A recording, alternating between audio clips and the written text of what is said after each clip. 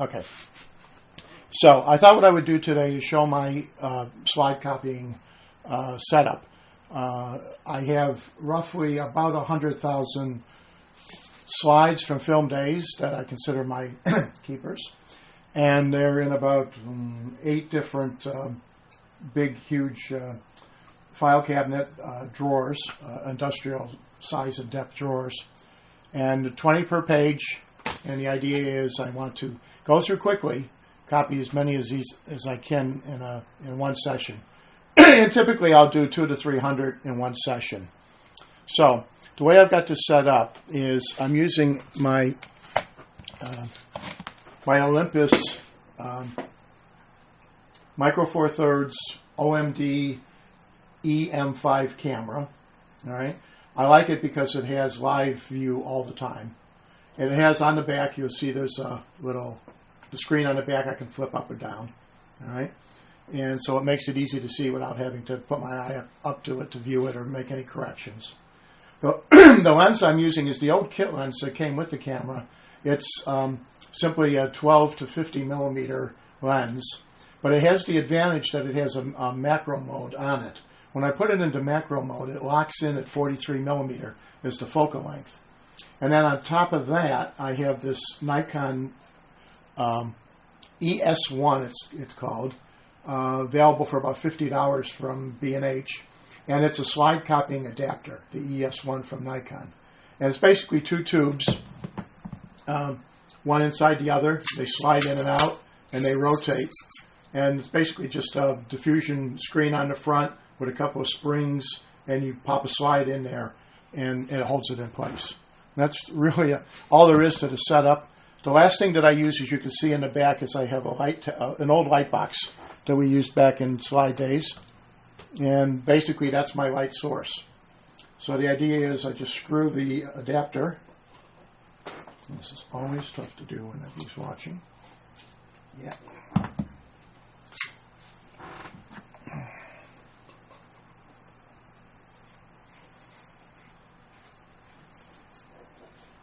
And try not to cross-thread the adapter. There we go. Okay, so you just screw it on until it's tight. You can rotate the outer tube around. And the idea is I set it up on some books just to give me the right height so that I'm basically shooting into about the center of the light box. A little bit off center, and I basically rotate it until the flat foot part comes down. And when I look at the view on the back of the screen, I want it to look like it's horizontal, not tilted one way or the other. As long as you don't move it, it's okay, because even if you're tilted, you can correct for it easily in Lightroom. Okay? Then I have the wired remote going in here. I'll talk about the settings a little bit more with an insert to the video. What I'd like to do now is show how I switch over my camera from my normal shooting mode to the mode that I use for copying slides inside the camera. So what we're looking at here in this recording is the monitor of my camera. So you're looking through my electronic viewfinder or the LCD panel on the back. And the settings that I typically have set up to use the camera. Now, if I were in shooting mode and I was pointing the camera out the window on a nice bright day, thousandth of a second, f5.6, be a reasonable exposure, we would see something happening. See, I'm in manual mode. I'm doing single autofocus. I have the image stabilizer turned on. Audio is on. The camera is locked into 43 millimeter focal length at the moment. Okay? So what I've done here is the particular camera I have, which is the Olympus OMD EM5, has presets built in that you can set up and use for various shooting conditions. So to get to them, I hit the menu button, and I come down to where it says Reset My Sets, and I basically right arrow click. And my normal shooting conditions are set up under My Set 1. I have under My Set 3, I believe, I have my settings that I keep in here for copying slides. So to activate this, I just hit the up arrow. Oops, sorry.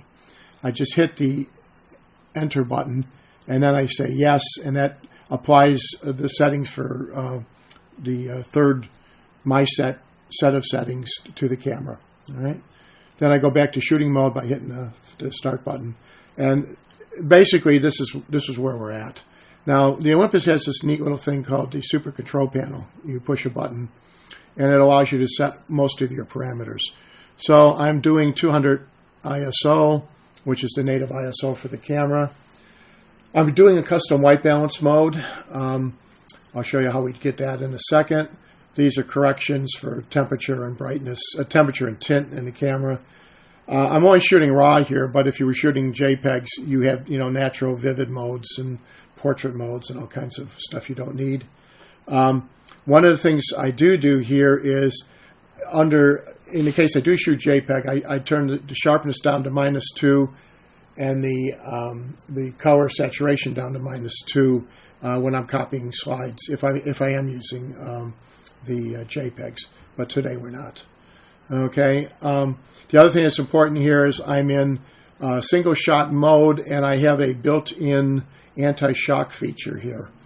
And what this does is when I press the shutter, it delays to get rid of any camera vibrations. And I'm having it delay for a half a second at the moment. I am using single autofocus with manual focus touch-up. And for the shooting position, I'm using the wide panel. I'm using basically 35 boxes, let it focus on anything it can find. And obviously it's a slide, everything's two-dimensional, so that's not a problem. I'm in 4/3 format, which is the native format of the camera, and I'm shooting in RAW mode, and the image stabilizer is turned on, and we're not using any flash. Okay? So, for example, let's see.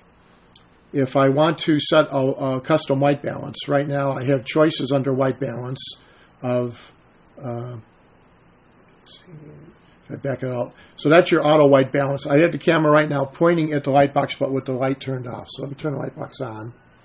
Okay, so the light box is turned on at this point. And basically, you could go through here and say, well, which one looks like it's, giving you no color cast. But it's probably best just to do a custom white balance. It makes life a lot easier.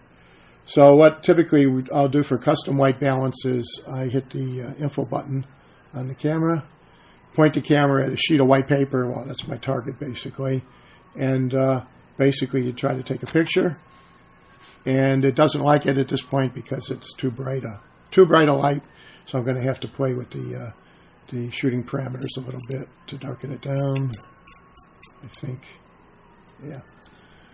If you're too close to white, it has trouble telling what is what here. So let's try it again. Go to info. All right. And okay. And you see now white is white. And it says, do you want to use this? And I'll say yes. So that's the white balance it's going to use. It got rid of the blue cast that we were getting before. And we've got the fire trucks going by out back if you're wondering what that sound is. Okay, so let me come back to, I'm going to switch. The white balance I typically use, I've already had pre-set up, is custom balance 1. All right. So basically, once we have the white balance established, next thing we do is we pop a slide into the slide duplicator. Okay, and I have to bring the exposure up to see anything, and press the button down halfway to get a focus. And I'm going to line up the slide. And actually what I like to do is I like to over-focus so I can see where the edges are, where the image area meets the black. And I know that if I go up to where it says IS1 up in the corner, that if I put the corner right up against that border for IS1, that's giving me the entire frame. Okay? So what I do at this point is I'm in manual mode. I'm shooting at f6, which is giving me obviously enough depth of field to get everything in here. And the idea is that I'm going to then just choose. You see I have a live histogram.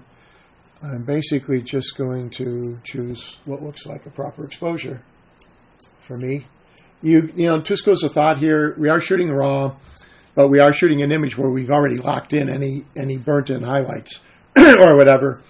So, if people say expose to the right, then you can always darken it down. I wouldn't underexpose intentionally here, but I don't see any need to overexpose dramatically when you're copying slides either. So I'm going to go right about there. Looks about good to me on this particular image. Okay, so once I have that locked in, then all I have to do basically is press the shutter, and it takes the picture.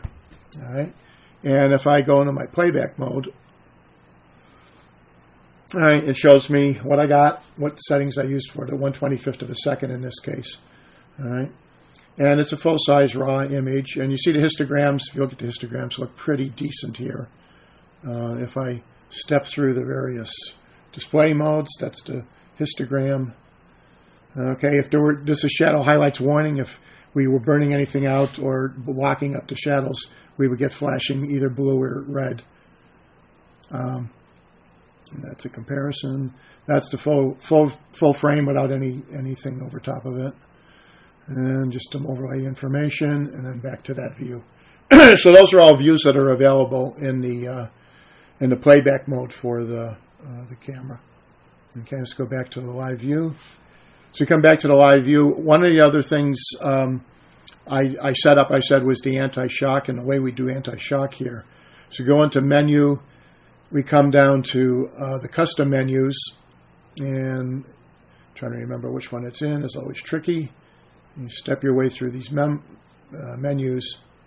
Here we go.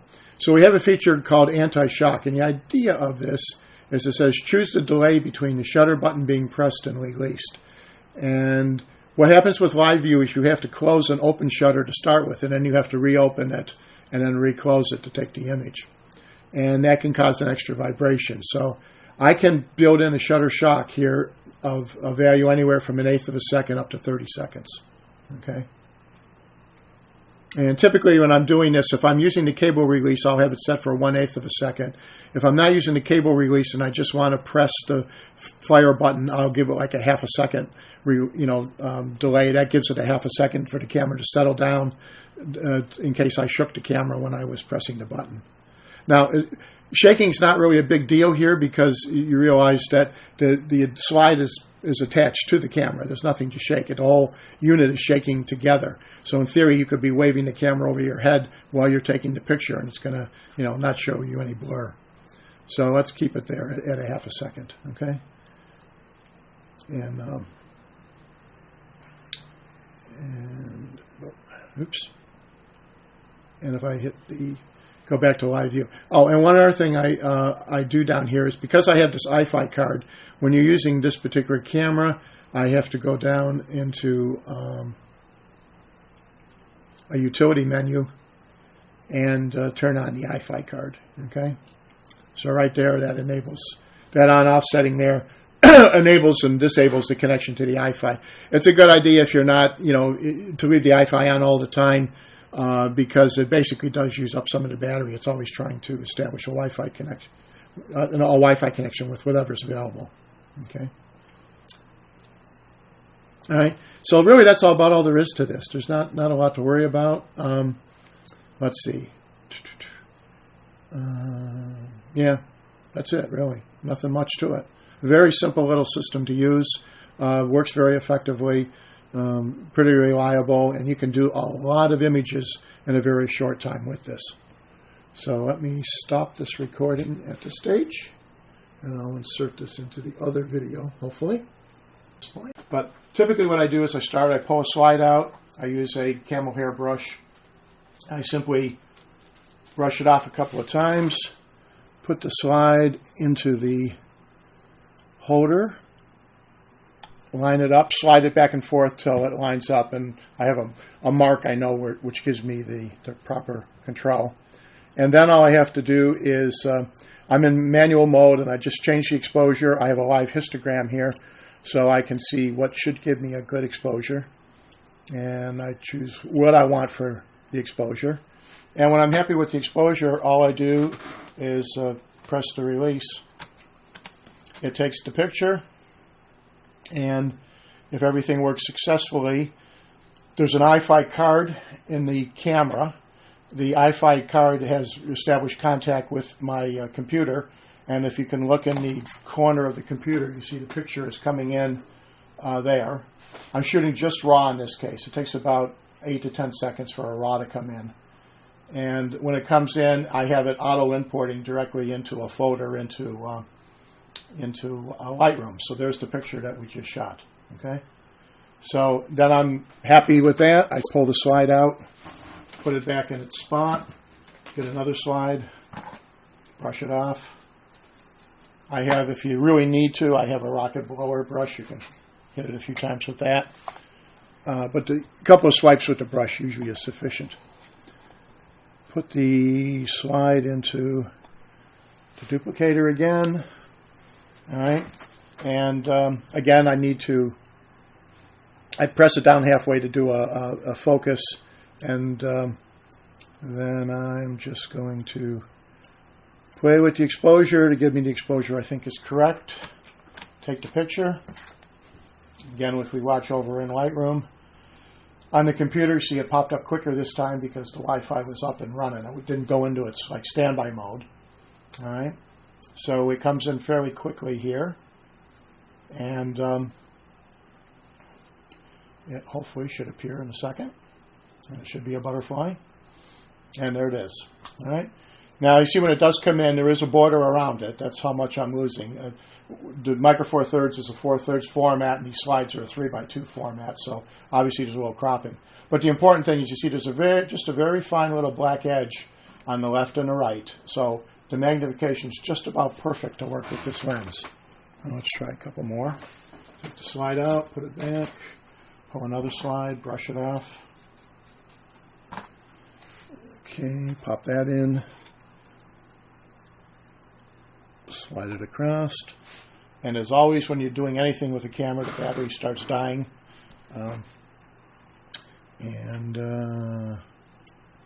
Again, I'm adjusting my exposure, trying not to blow out any highlights, so I don't have to do too much post-processing when I'm done. Again, take the exposure. And again, the image is starting to come in. And once you get into the, as soon as it starts making the transfer, you can, while you're waiting for it to come in, you can be working on cleaning off the next slide, getting it in place. So this becomes a very fast process. You literally can do, like I said, 200 to 300 of these, typically maybe an hour to hour and a half, somewhere in that range. And it works out pretty well. All right. This one's very similar to that one.